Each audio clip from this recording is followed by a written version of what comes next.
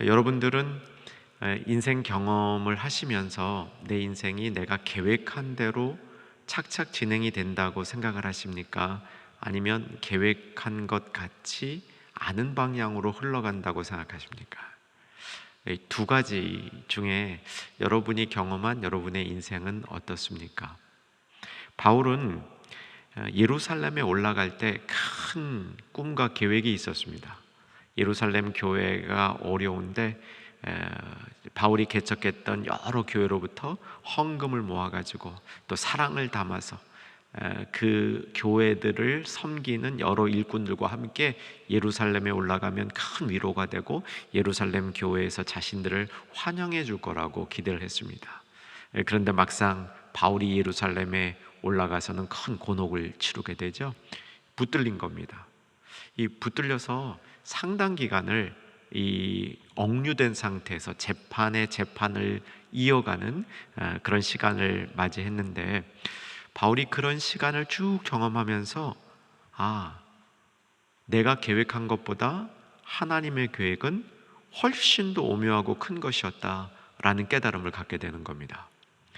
자신이 변호해야 되는, 재판을 받으면서 변호해야 되는 그 시간에 내가 옳다라고 주장을 하는 시간 아닙니까? 그런데 바울은 내가 옳다고 주장하는 그 주장이 하나님이 옳으시다, 예수님이 옳으시다, 이것을 설명할 수 있는 아주 좋은 기회임을 알게 된 것이죠. 그래서 자기를 변호하는 시간이 하나님을 변증하고 복음을 변증하는 시간으로 바뀐 겁니다. 그러면서 바울이 깨달은 게 있는 거죠. 내가 예상하지 않았던 방향으로 인생이 흘러갈 때 그때 할 수 있는 일이 뭔가?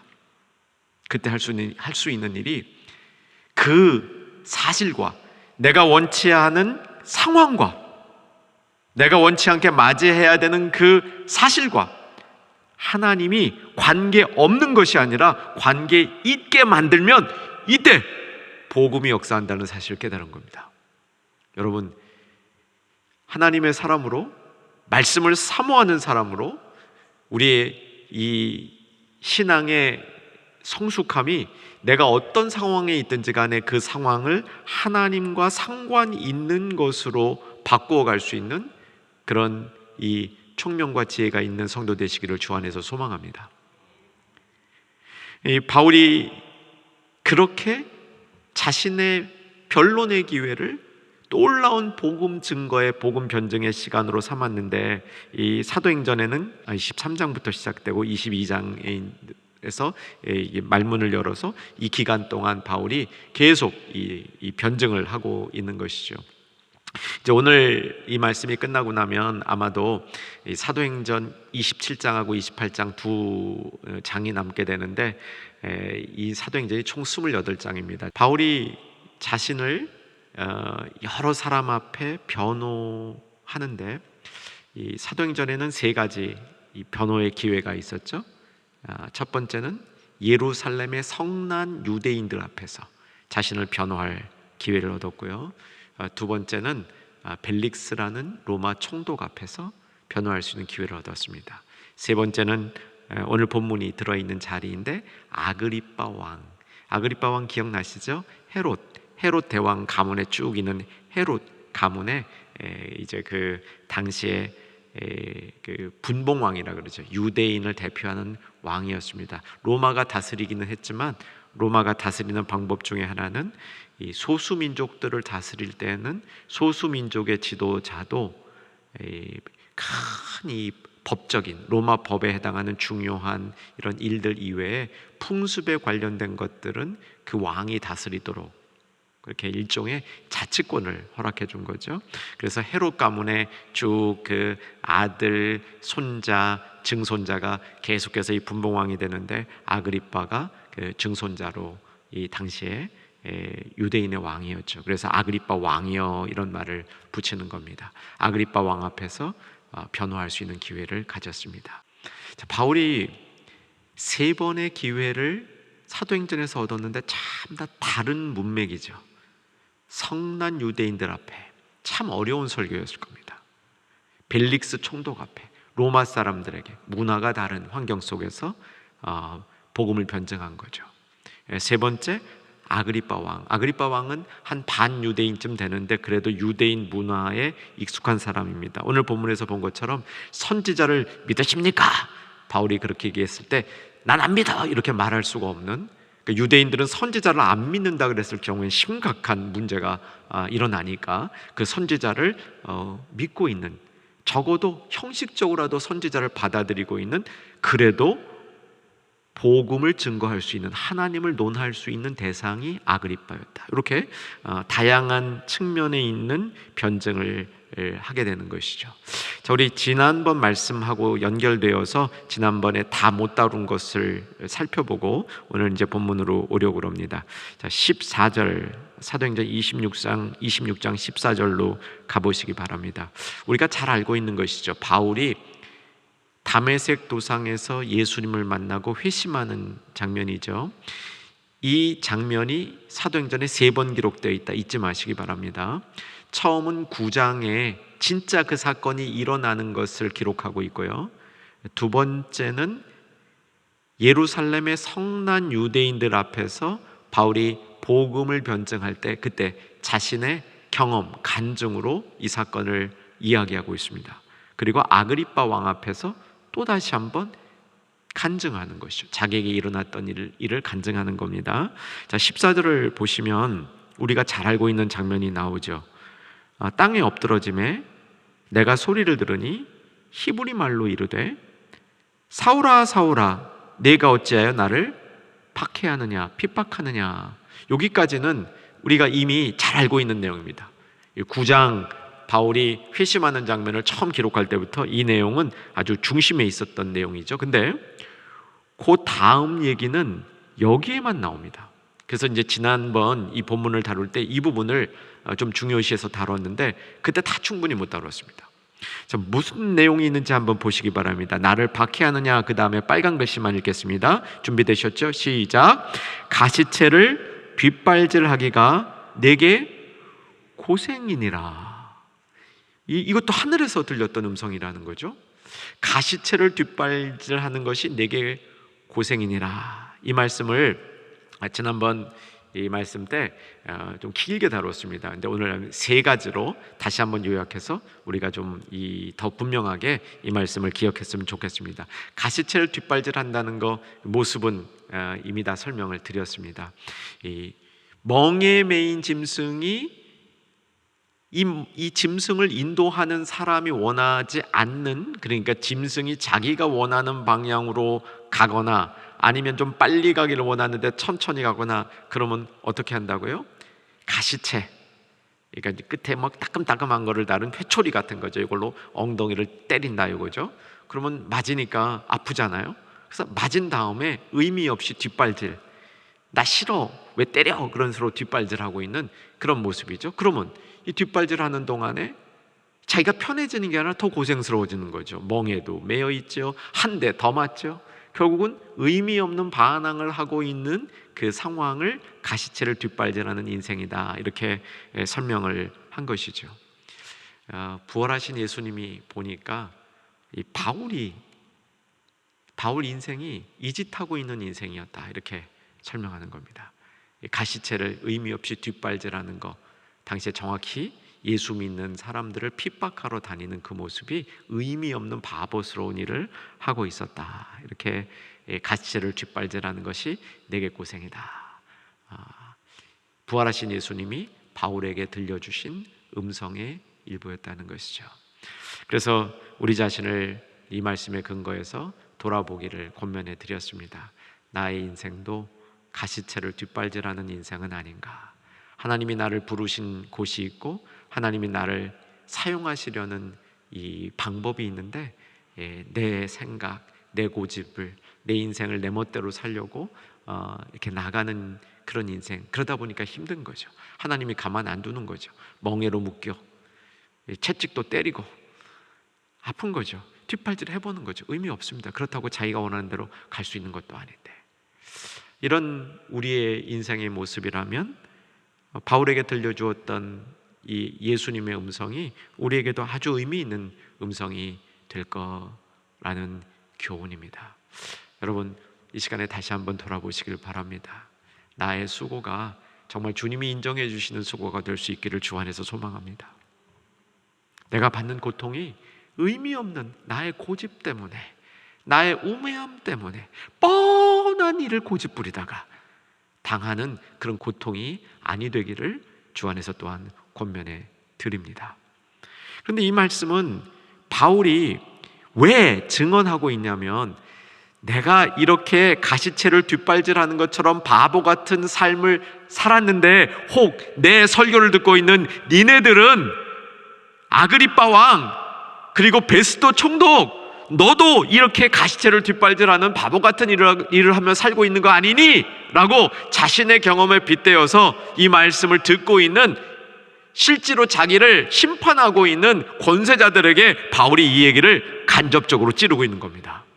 너희 인생도 가시채를 뒷발질하는 것이 아니냐라고 도전을 하는 거죠.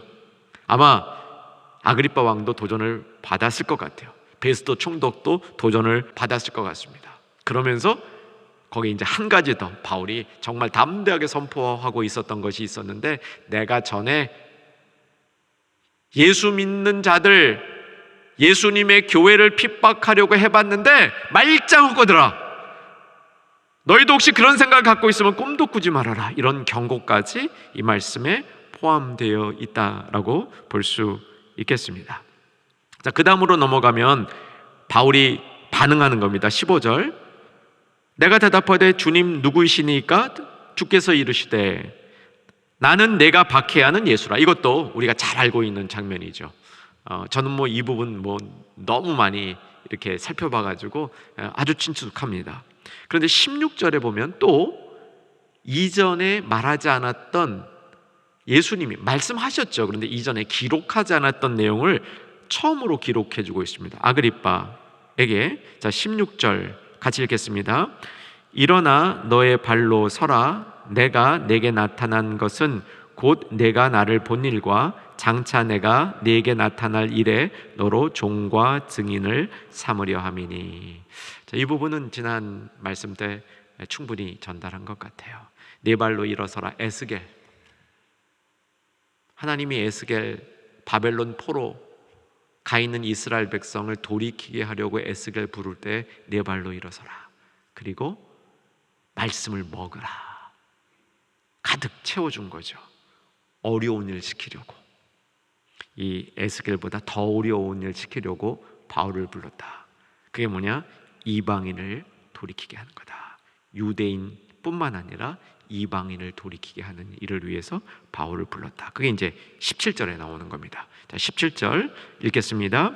이스라엘과 이방인들에게서 내가 너를 구원하여 그들에게 보내요. 자, 이제 18절이 또 새로운 내용이에요.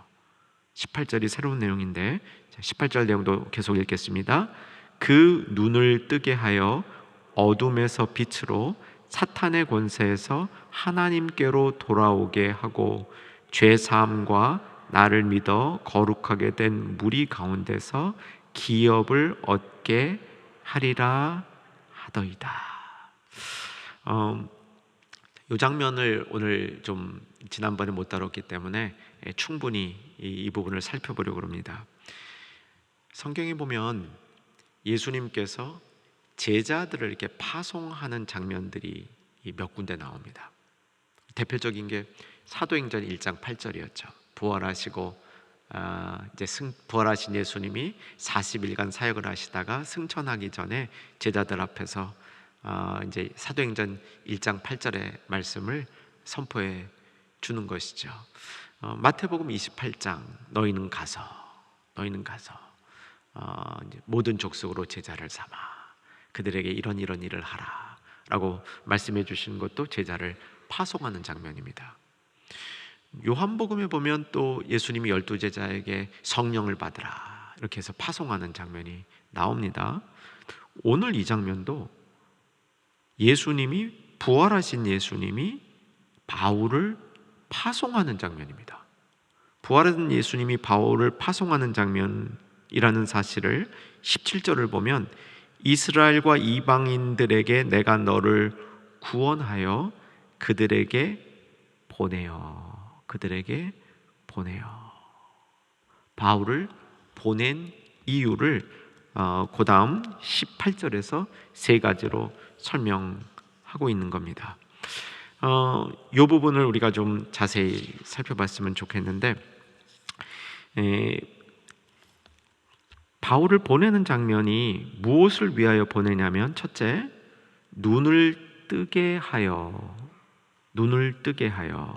어둠에서 빛으로 사탄의 권세에서 하나님께로 돌아오게 하고, 두 번째는 돌아오게 하고, 세 번째, 죄사함과 나를 믿어 거룩하게 된 무리 가운데서 기업을 얻게 하려 하심이라. 이렇게 바울을 부르신 세 가지 목적이 거기에 나와 있습니다. 이제 올해도 많이 지나갔습니다. 10월 이제 중순인데 10월 15일 딱 10월도 반이 지났는데, 올해 이제 우리 성도님들이 이 표를 가지고 시작을 했습니다. 기억하라, 돌이키라, 깨어 있으라. 기억하고 돌이키고 깨어 있으라. 다시 한번 이 표가 우리에게 기억되어지는 시간 되기를 주 안에서 소망합니다. 이제 남은 2달 반의 시간, 우리가 더 잘 돌이키고 더 잘 기억하고 돌이키고 깨어 있어야 되겠습니다. 기억하고 돌이키고 깨어 있는 이 성도의 삶의 원형이 뭐냐면, 우리가 처음 예수님을 만났을 때, 처음 예수님을 우리가 이렇게 알게 되었을 때, 그때 눈이 뜨인 겁니다. 빛이 우리 안에 비춰진 거죠. 밝아진 겁니다. 그래서 우리가 기억할 수 있습니다. 기억력이 좋아서 기억할 수 있는 게 아니고, 우리가 하나님을 기억할 수 있는 것은 하나님을 우리가 처음 만나서 변화되고 회심되어질 때 우리 안에 빛이 비춰진 겁니다. 눈이 밝아진 경험이 있는 겁니다. 바울에게 부활하신 예수님이 나타나셔서 바울에게 소명을 줄 때 세 가지로 소명을 가르쳐 준 거라고 여기 좀 되어 있는 겁니다. 18절에 첫째, 눈을 뜨게 하는, 네가 이제 눈을 뜨게, 이방인들에 가서 눈을 뜨게 하라. 너도 눈을 뜬 것처럼 이방인을 눈 뜨게 하라 라고 얘기해 주고 있는 것이고요. 그 다음 두 번째, 그들을 돌아오게 하라라는 겁니다. 우리가 돌이킬 수 있는 거, 바로 우리가 예수님 만나고 구원을 얻었을 때 돌이킨 경험이 있기 때문에 그 이후에 우리가 돌이킬 수 있는 겁니다. 자주 돌이킬 수 있는 겁니다. 깨어있으라, 우리의 그 삶의 기본으로 삼고 있는 깨어있으라. 우리가 깨어있기 위해서 기억해야 될 게 있는데, 뭐를 기억해야 되냐면 죄사함 받았다는 사실, 그리고 기업을 얻었다는 사실을 근거로 우리가 깨어있을 수 있다는 겁니다. 자, 이제 부활하신 예수님께서 바울을 부르시면서 이방인에게 보낸다. 이방인에 보내서 뭐하게 보냈느냐? 그들을 눈뜨게 하고 돌아오게 하고 죄사함, 그리고 기업이 있음을 알려주어라. 이렇게 가르쳐 준 겁니다. 이건 우리의 할 일이기도 하죠. 우리가 정말 복음을 들고 산다면, 복음을 붙들고 우리가 살기를 원한다면 그렇게 되시기를 주 안에서 소망합니다. 그 복음을 붙들고 우리가 살 때 바울에게 주셨던 소명처럼 믿지 않은 사람, 어둠에 있는 사람이 마음이 밝아지고 빛을 볼 수 있도록, 그들이 돌이킬 수 있도록, 죄사함과 기업을 얻을 수 있도록 하는 건데, 그러기 전에 나와 우리 가정, 우리 자녀들 확실하게 이렇게 될 수 있기를 먼저 힘썼으면 좋겠습니다. 내 눈이 어두워지지 않도록, 내 마음이 어두워지지 않도록, 내가 돌이키지 않는 자리에 머물러 있지 않도록, 나에게 주신 죄사함, 이 죄사함의 능력을 잊어버리고 기업을 얻었다는 사실을 잊어버리고 살지 않도록 나 자신을 잘 이 말씀으로 세워서 이 말씀이 다른 사람들에게 전해질 수 있기를 소망하는 겁니다. 자, 먼저 하나씩 그래서 이 내용들을 살펴보려고 합니다. 눈을 뜨게 하는 것은 마음이 밝아지는 거죠. 특별히 이 눈이 뜰 때 일어나는 영적인 가장 큰 축복은 고난이 생명의 길임을 알게 되는 겁니다. 고난이 나에게 생명이 된다는 사실을 알게 되는 것이 눈을 뜨는 역사라고 말할 수 있겠습니다. 성경에 눈을 뜨고 마음이 밝아지는 아주 대표적인 그 이야기가 엠마오 길에 있는 제자들의 이야기죠. 우리 한번 성경을 찾았으면 좋겠습니다. 누가복음으로 갑니다. 누가복음 24장 31절. 예수님이 돌아가신 직후에 예수님과 함께 하고 있었던 제자 2명이 자신들의 고향인 엠마오로 이동을 하고 있었습니다. 이동 중에 동행이 있었죠. 동행하는 분이 예수님이었는데 알지 못하고 있었습니다. 이제 해가 저물어서 이제 이 동행하는 자들은 자신들의 집에 도착했고 예수님을 모시고 집에 들어가서 음식을 잡술 때 예수님이 축사를 하셨죠. 30절입니다. 음식을 잡수실 때 떡을 가지고 축사하시고 떼어 그들에게 주시니 31절 같이 읽겠습니다. 그들의 눈이 밝아져 그인 줄 알아보더니 예수는 그들에게 보이지 아니하시는지라.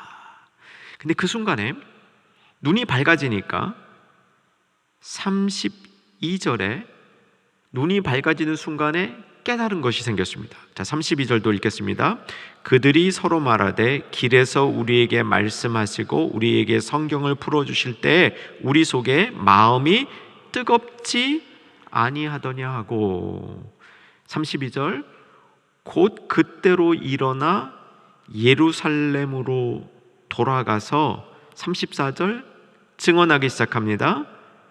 주께서 과연 살아나시고 시몬에게 보이셨다 하는 증언이 있으니까 35절 두 사람도 길에서 된 일과 예수께서 떡을 떼심으로 자기에게 알려진 것을 말하더라. 이렇게 기록이 되어 있습니다.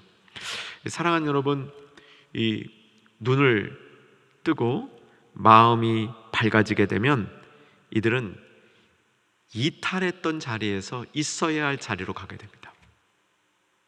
오늘 저녁에 다시 한번 우리의 눈이 밝아질 수 있기를 주 안에서 소망하며 기대합니다. 우리의 어두워졌던 눈이 밝아질 때 연약해졌던 마음이 다시 강건해집니다.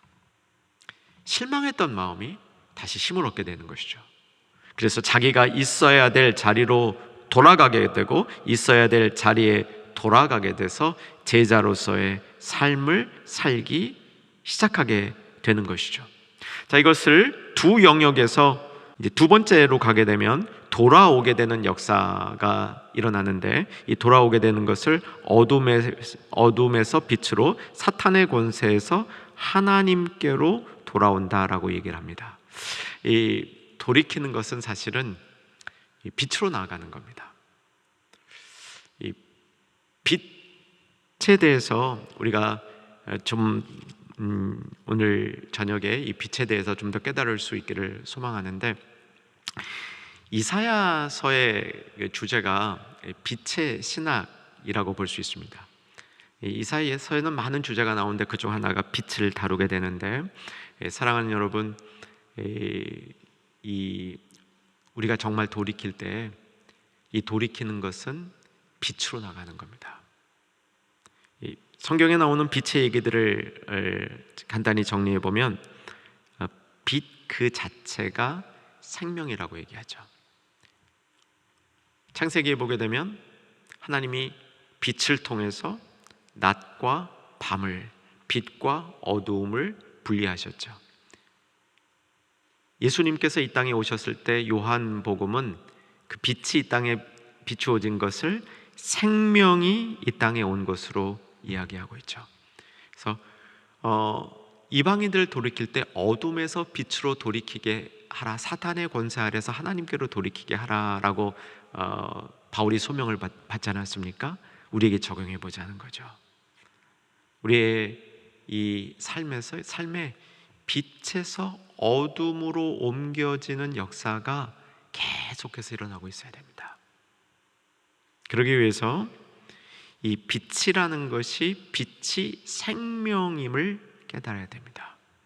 빛 가운데 생명이 있음을 알아야 되는 것이죠.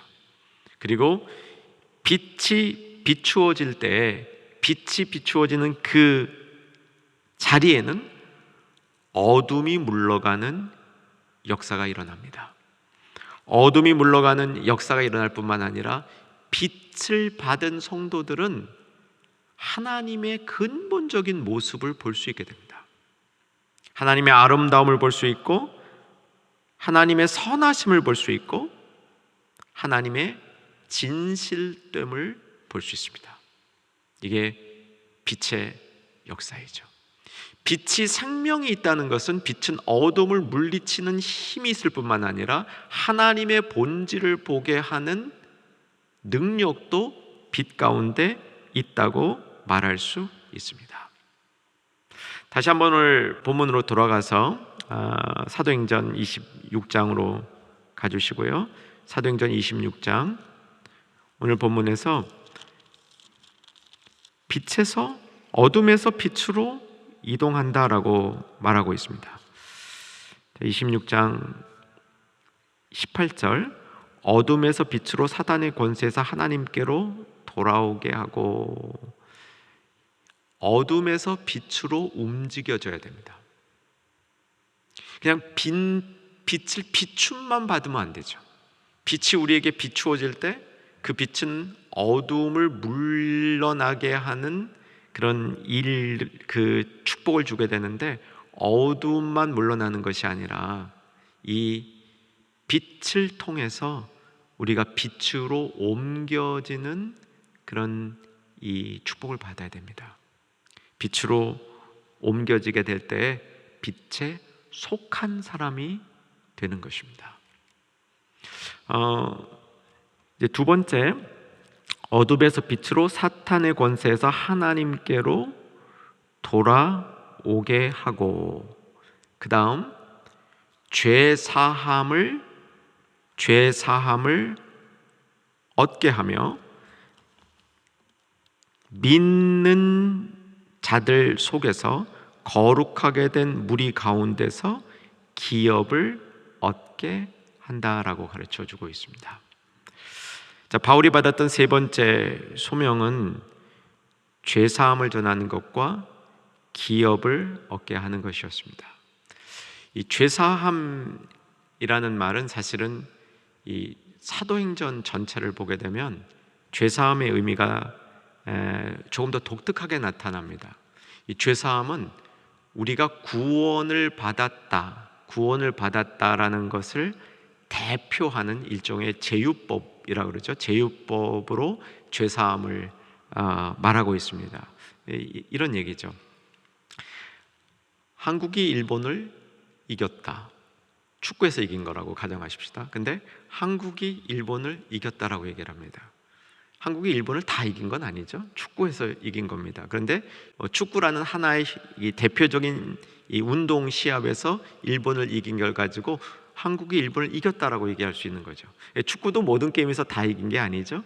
국가대표끼리 했던 그 시합에서 한국이 일본을 이긴 겁니다.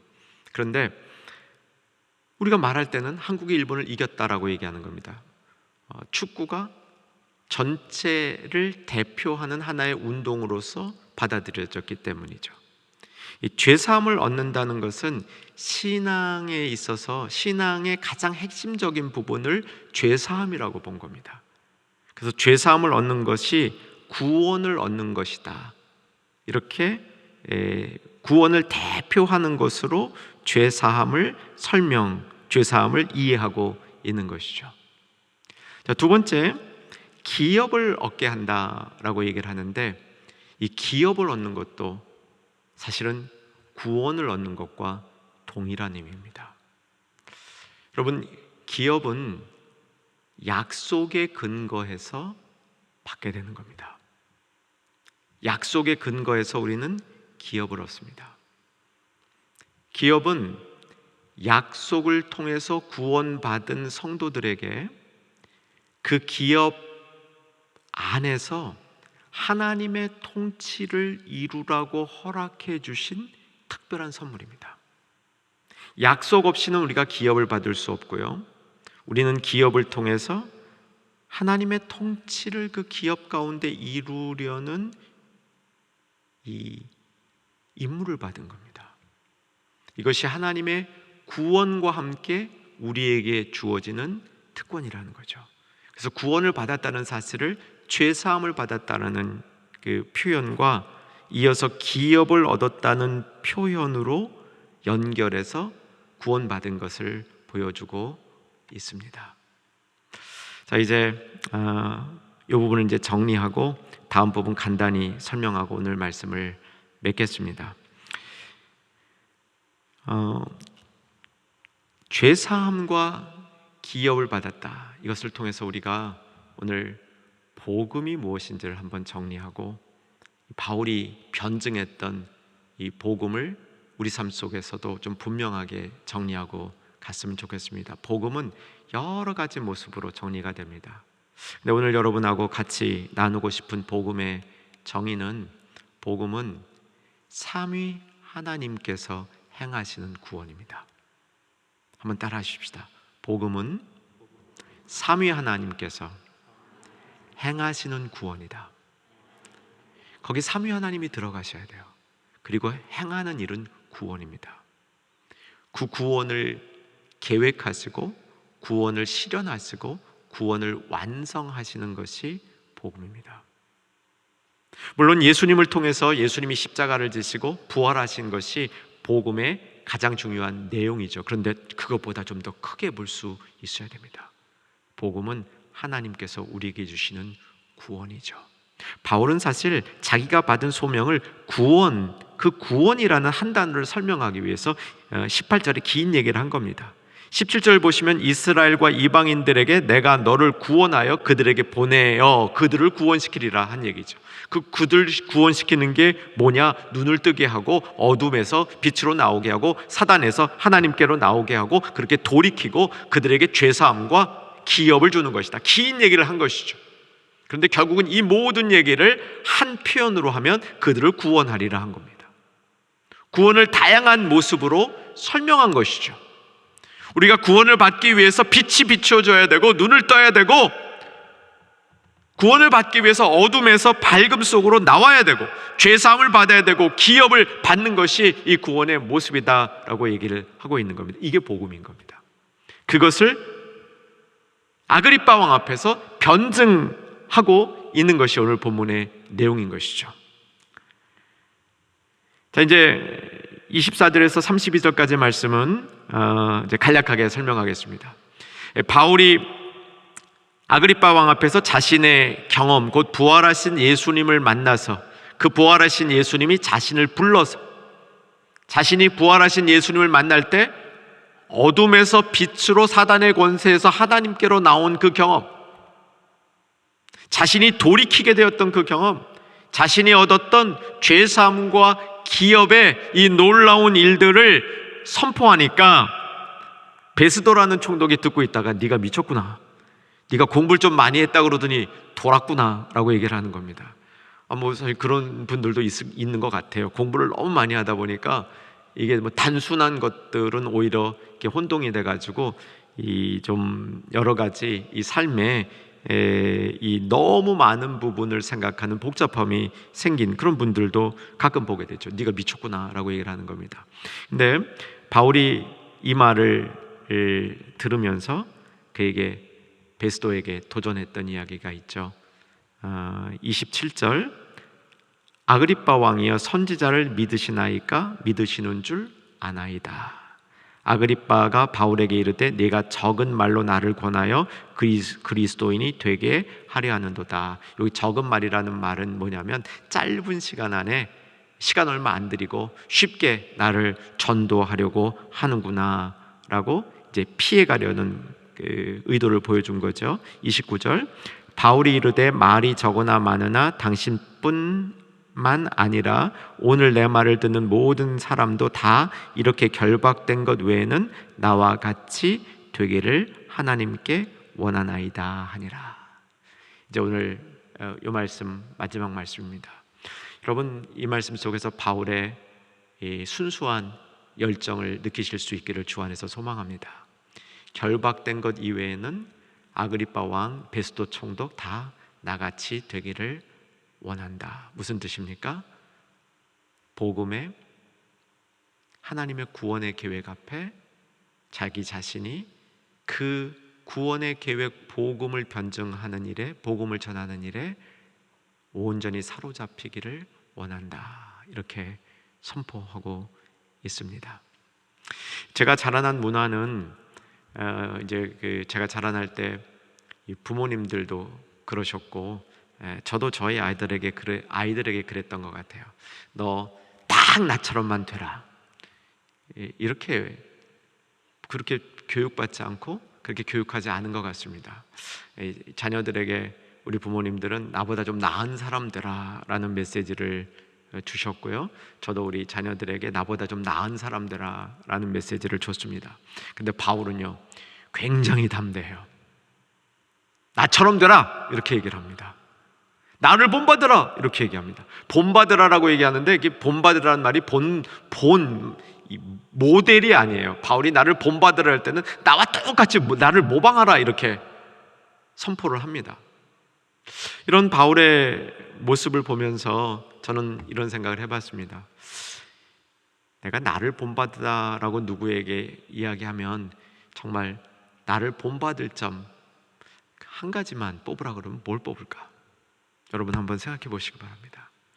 나에게 본받을 점 한 가지가 있다면 뭘까? 그래도 요거는 딴 사람이 나를 좀 본받았으면 좋겠다. 이런 것들이 한 가지 있다면 무엇이겠습니까? 바울에게 있어서는 자신이 열심히 하나님을 따라가려는, 하나님처럼 되려는, 하나님의 형상을 닮으려는, 예수님의 모습을 따라가려는 그 열정만큼은 누군가가 나를 본받았으면 좋겠다. 아니, 내 제자들이, 내 영적인 자녀들이 그것만큼은 본받았으면 좋겠다.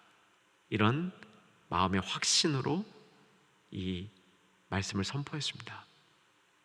그가 또 자신을 본받으라 했을 때 그 본받아야 될 내용은 하나님의 은혜가 그에게 임해서 그가 변화된 사실, 하나님의 은혜가 나 같은 죄인을 변화시킬 수 있다면 누구라도 변화시킬 수 있다는 하나님의 은혜가 역사한 흔적을 본받으라고 얘기를 합니다.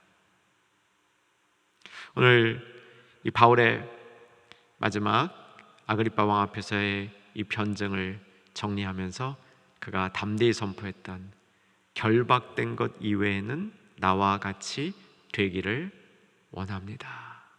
이 말은 사실은 육신의 결박은 아니지만 우리가 정말 기쁘게 나 자신을 더욱더 하나님의 이 축복의 통로로 내어드리는 그 일을 온전히 감당하겠습니다 라는 이 말이 그 의미가 담겨 있다라고 믿습니다. 사랑하는 모든 충현의 가족들, 바울의 이 열정을 우리 삶 속에 조금 더 기억해 봤으면 좋겠습니다.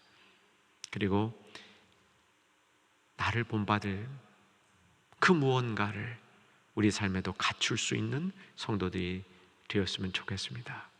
이러한 바울의 모습이 우리 가운데도 나타날 수 있기를 주 안에서 소망합니다.